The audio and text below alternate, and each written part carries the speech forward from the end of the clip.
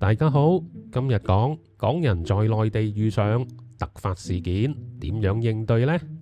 諗住開開心心北上玩樂，點知一落車就唔見咗個銀包，仲遇上交通意外，行下街仲要遇到嚴重罪案發生。有冇咁黑仔啊？唔使驚，睇完呢條片你就知點做。講少少阿媽係女人嘅嘢先，遇上任何事情，基本原則保持冷靜，慌亂係解決唔到問題嘅。安全第一，尤其係交通意外或者罪案現場，確保自身及同行友人嘅安全最重要。唔好猶豫，優先揾個安全嘅地方避一避，立即求助，尋求官方幫助。萬能電話110報警中心。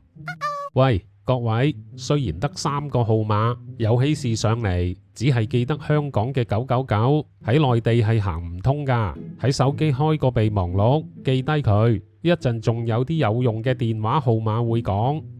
講返110報警中心先，無論偷竊、搶劫、交通事故，還是嚴重糾紛，都可以打呢個電話。咁樣點同接線員溝通呢？深圳110提供粵語、普通話同埋英文服務，接通後可以直接要求我需要粵語服務，接線員會轉接熟悉粵語嘅同事幫你處理。首先講清楚地點，盡量講出具體位置，例如我喺深圳市福田區福華路與金田路交界乜嘢商場門口。呢個時候人生路不熟，高德或者百度嘅地圖會幫到手。打開個地圖，按右邊圓點定位，就知道自己喺邊度。唔識用地圖嘅，真係要揾啲識用嘅人教教自己。再唔係睇翻我呢2條片，都應該幫到手。咁講完地址俾接線員知，都要話俾人知發生咩事㗎。例如我被搶劫，我發生交通意外，講明身份，我是來自香港的遊客。嗱，始終我哋唔係內地居民，出入境要用回鄉證，就係遊客身份。好多地方靠旅遊業，一旦有遊客親身報警，佢哋係唔會 hea 你。依家文明咗好多，唔好停留喺20-30年前嘅諗法。少少嘅提醒，如果部手機係 iPhone，即使冇信號，都可以打110報警中心。唔好問我安卓得唔得，因為我冇錢成日換電話。一部 iPhone 我至少用6年。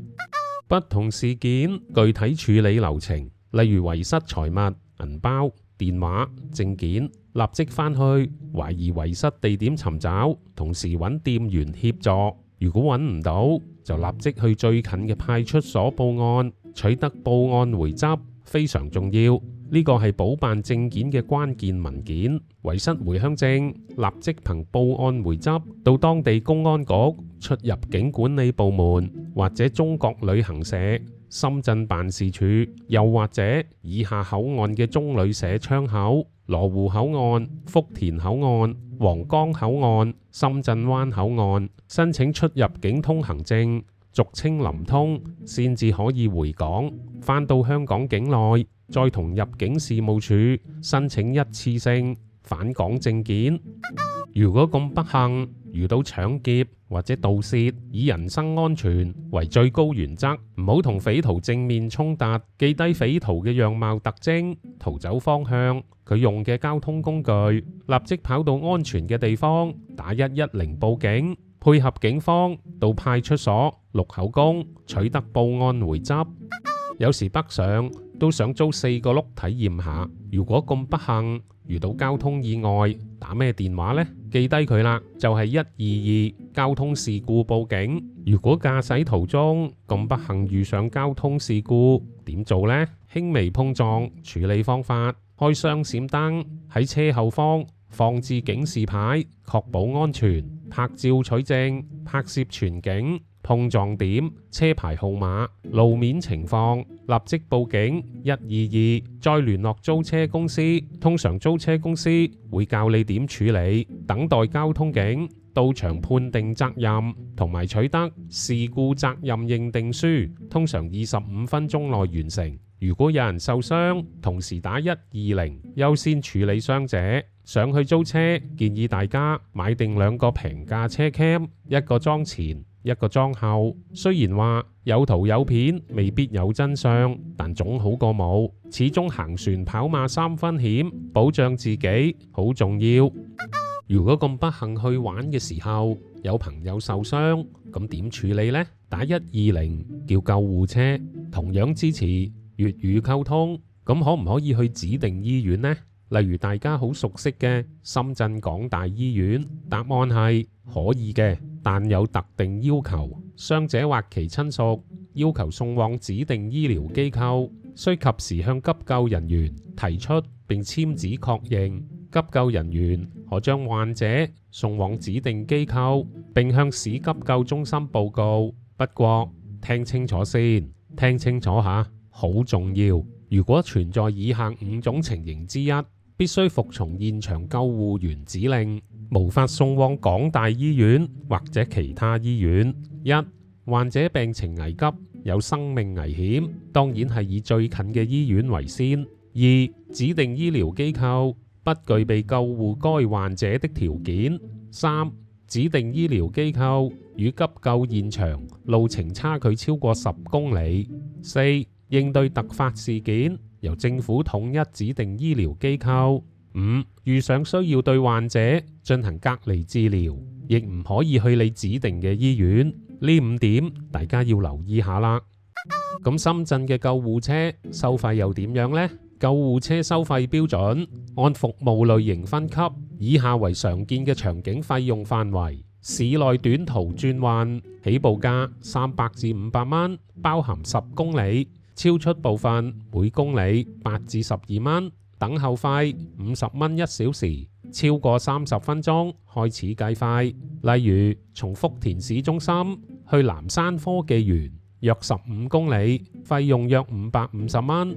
長途轉運省內起步價800至1200蚊，每公里6至10蚊。